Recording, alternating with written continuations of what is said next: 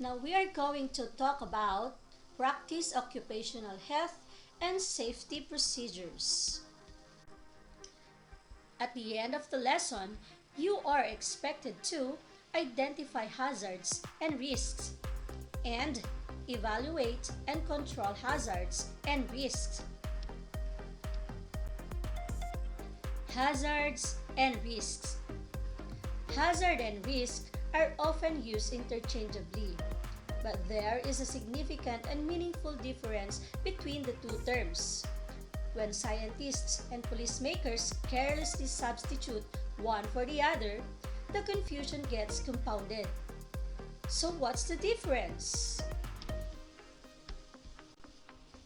Now let's talk about hazard. A hazard means a situation or thing that has the potential to harm a person. Examples: chemicals, electricity, open drawers, inadequate ventilation, and many more. Now what about risk? Risk pertains to the possibility of someone being harmed and an indication of how serious a hazard is. Or in another meaning, a risk is the possibility that harm might occur when exposed to a hazard. Examples: death, injury, or illness. Now let's put it into a situation. Hazard: a hot-tempered supervisor screaming at staff. The possible risk: a mental health issue for a staff member. To be able to understand well about hazards, let's identify the types of hazards. Take a look at the illustrations. Did you experience any of this? This pertains to physical hazards. Physical hazards are factors or conditions within the environment that can harm your health.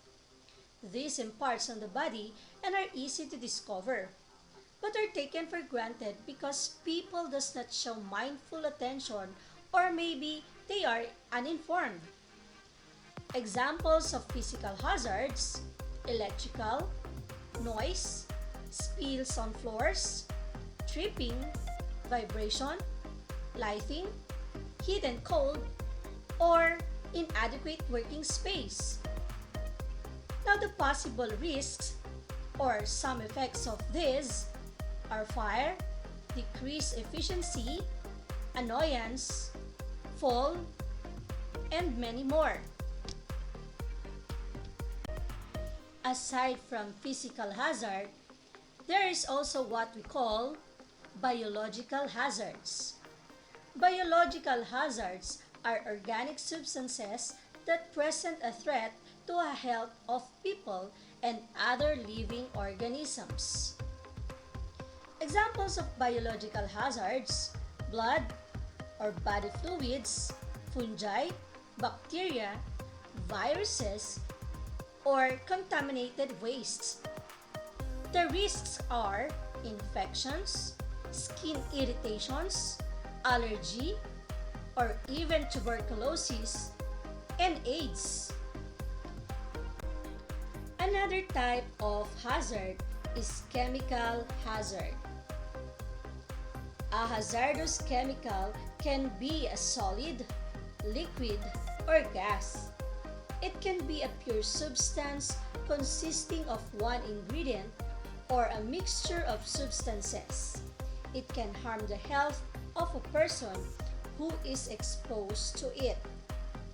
Examples of chemical hazards are cleaning products or disinfecting solutions. The risks are lung disease, difficulty in breathing, allergy, dizziness, or loss of consciousness. These illustrations are examples of ergonomic hazards. Ergonomic hazards are physical factors in the environment that may cause musculoskeletal injuries. For your information, your musculoskeletal system includes bones, muscles, tendons, ligaments, and soft tissues. They work together to support your body's weight and help you move. The examples of ergonomic hazard are inappropriate height of workstations, lifting heavy loads, too much twisting and reaching, prolonged standing or sitting, or maybe a static posture, repetitive movements, or an awkward postures. The possible risks are a pain in the shoulders, back injury, numbness in some of your body parts, or a muscle cramp. The last type of hazard that we are going to identify is psychological hazard. Psychological hazards are elements of the work environment, management practices, or organizational practices that pose a risk to mental health and well-being. Example of psychological hazards are burnout, fatigue, on-call duty, unreasonable expectation from patients, verbal abuse from dissatisfied clients, unrealistic performance expectations. The possible risks are sadness, worry, loss of self-reliance, loss of concentration at work, or declining performance at work.